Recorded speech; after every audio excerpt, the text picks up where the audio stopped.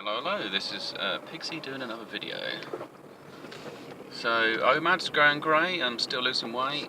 I'm still like a couple of pound under 17 stone. However, I haven't been to have a poo basically. That's most of your weight. I've had a wee this morning. I've drunk a couple of drinks of fluid. But like black tea and black coffee. I should probably have nothing for a bit now. Because I don't want another cup of black tea or coffee.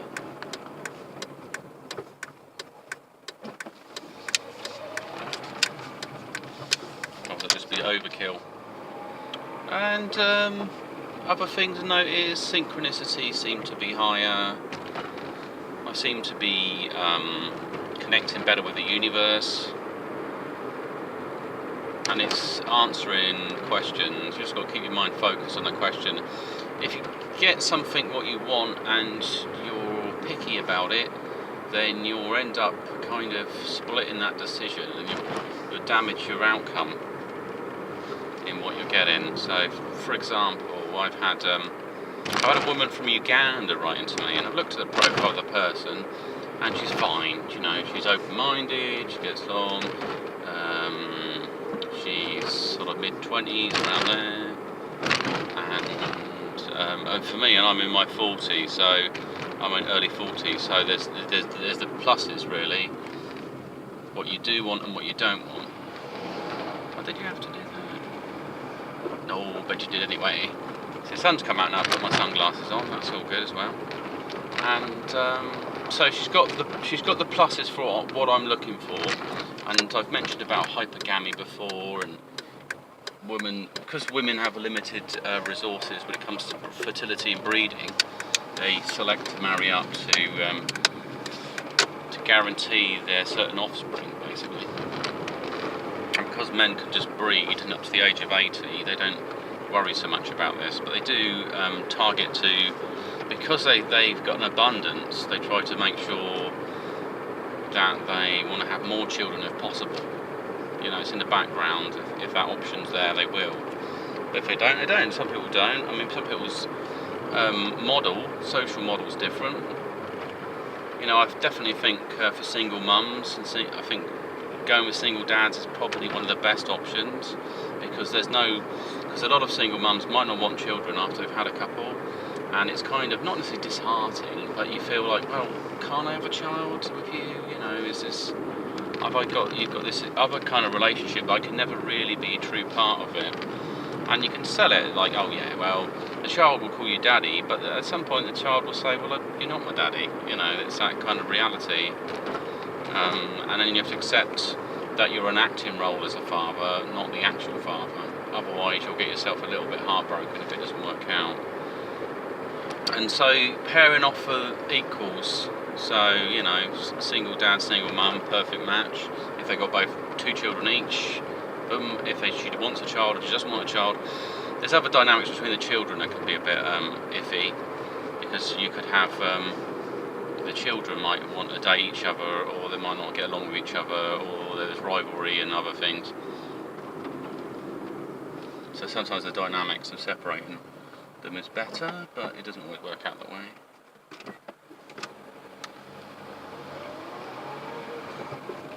So you just got to go with the flow. So for me, it's the pros.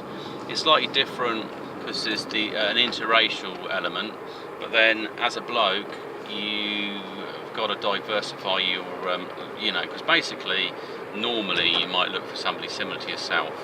So if you encounter someone different, then you've got to kind of re-evaluate that. However, if you like them, it doesn't really matter. Your brain kind of retunes in. You know, there's types of partners or people, and it's not a kind of prejudiced.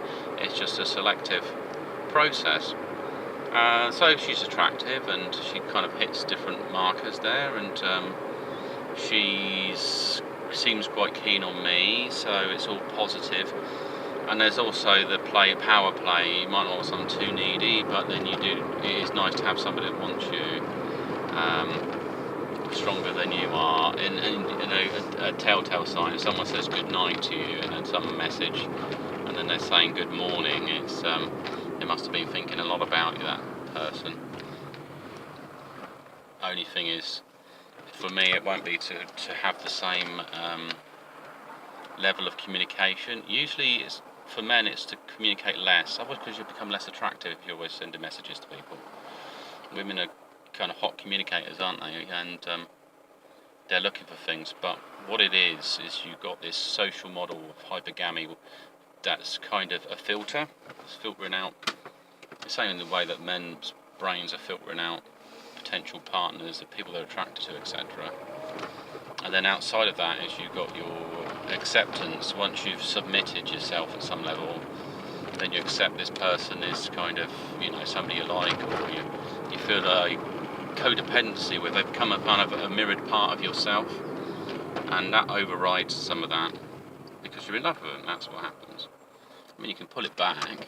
There's just two forces that are always working for and against, your ego versus this kind of other ego that you created, this symbiosis of a psychological one or spiritual that you connect with a person. Interesting. But it's also take note of whatever directives you have. Like for me, I'm not going to put all my eggs in one basket. It's a dangerous one. I don't have to either. Like I say, the fertility model for males is not to be limited.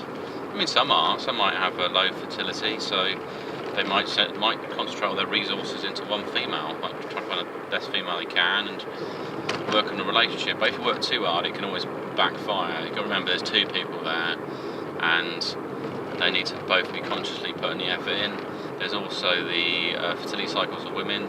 There may be times where they want somebody more in their life than others. They're throughout the month, so they might be feeling very fertile, feeling very attached, very emotional, and there might be times where they feel a little bit distant, a little bit driven by ego, wanting some space.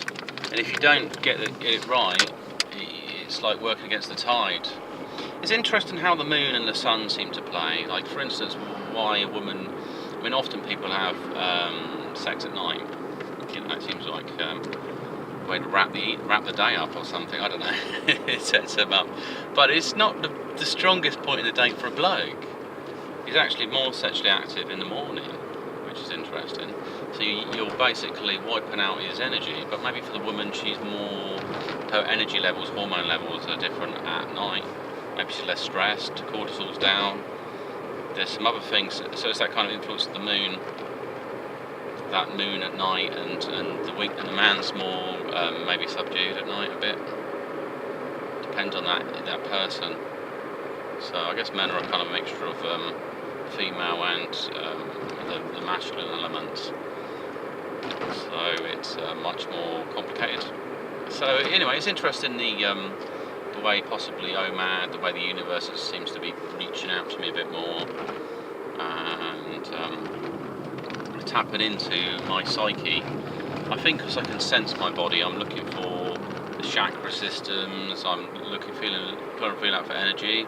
I have noticed that I can feel, sometimes when dealing with certain clients, I can feel their aura a lot more from a distance. I can feel the energy radiating from them, which is interesting. So maybe it's created a sensitivity as well.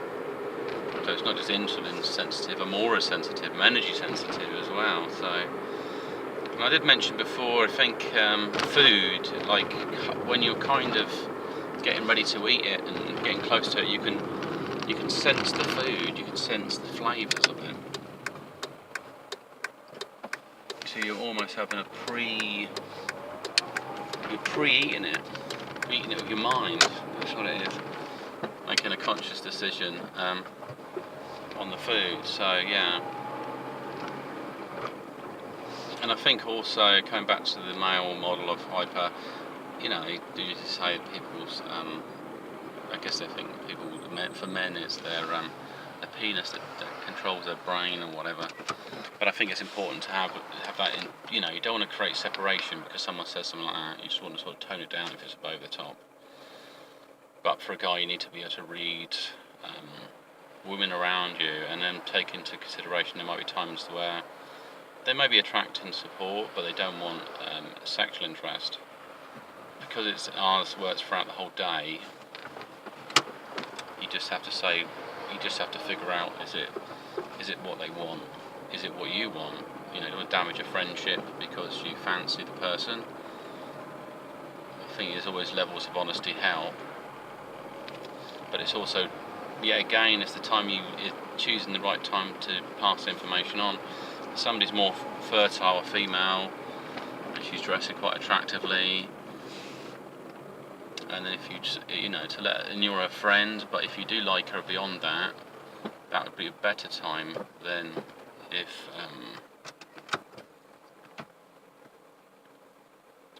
she doesn't want any attraction, because that's fine. So it would backfire.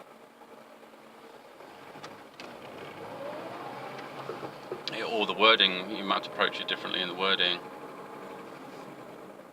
But you don't have to put too many hints. Even if she didn't respond to it, she's acknowledged it at a subconscious level.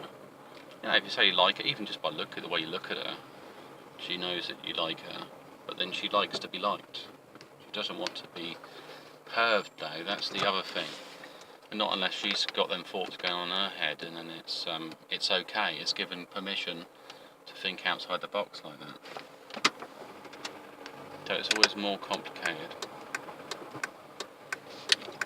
Other things I've started doing, I've started trying to wash my hair just with warm water, hot water. I've let it grow. I think this is more natural, just let it grow.